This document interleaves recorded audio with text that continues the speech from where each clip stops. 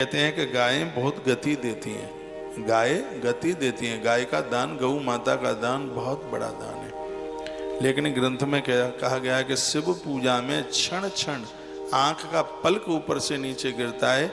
इतनी देर की पूजा भी आपको सैकड़ों गौदान का पुण्य तत्काल प्राप्त करा देती है। यूं तो लोग इतनी गायों का दान, हमारे तो ग्रंथों में करोड़ों गायों के दान की बात कही है, तो कलयुग में कहाँ ये हो पाएगा।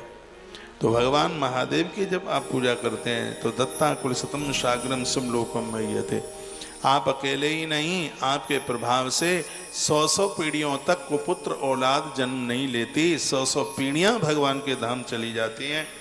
भगवान शंकर की पूजा की इतनी बड़ी महिमा है। कहा गया है कि शिवालय के आसपास से मिट्टी लाकर उसको आप हाथ पांव धोने के काम में न लें, वो मिट्टी बहुत पावन है। उसको कहीं कैसी अपवित्र जगह के लिए उसका किसी भी प्रकार का प्रयोग न लें। उस मिट्टी के दिए बनाइए, वर्णन है, उस मिट्टी के द्वारा दिए बनाए। ऐसी मिट्टी शिवालय के आसपास की मिट्टी बेल वृक्ष की जड़ों में ला के डालिए, पीपल बरगद की जड़ों में ला करके डालिए, उसको बड़ा विशेष माना गया है।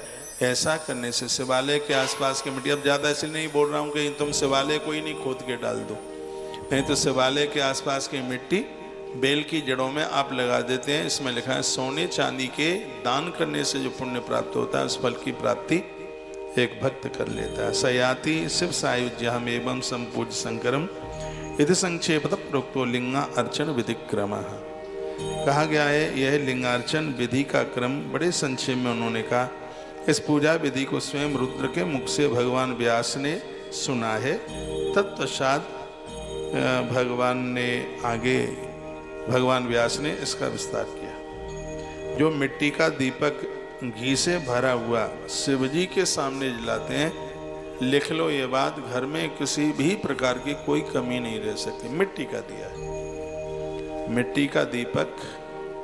हम लोग ज़्यादा तरह से आज भी हम नागपंचमी पूजा में पूरा दिन भर बैठे ही मिट्टी के देवले में आरती उतारी। यूँ तो सब ठीक है, सब दियों का महत्व है, लेकिन प्राय भोलेनाथ को मिट्टी का दिया बहुत ज़्यादा प्रिय है, बहुत ज़्यादा। बाजार से एक मटका लिया, उसमें छेद करो, तिपाई के ऊपर रख दो, सुबह भर दो, रात्रि तक धार चलती रहे, रात को भर दो, सुबह तक चलती रहे। इससे माथे की बीमारियाँ, माथे के बेकार, बेचैनी, सुस्ती, शरीर का ठीक से काम न करना, आलस्य होना, प्रमाद होना, कभी कभी ये लगता है अरे क्या करना है, छोड़ो, इतना सब ईश्वर ने दे दिया है, ये बहुत बड़ा दुर्गुण है, इसी को तो महाआलस्य कहते हैं।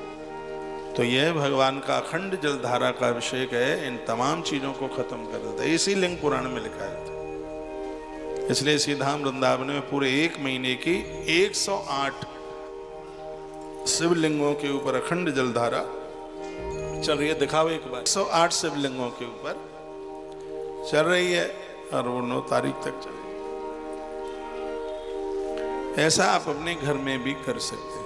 बहुत खर्चे हैं आपके घर के, थोड़ा सा बचाइए और इतना कर सकते हैं। तो इस महीने में एक मिट्टी का दिवला घी से भरकर उसमें बत्ती रखकर और आप महादेव के सामने रख दो और इतनी देर तक जलता रहे। कितनी देर तक? 1 घंटा 24 मिनट तक जलता रहे।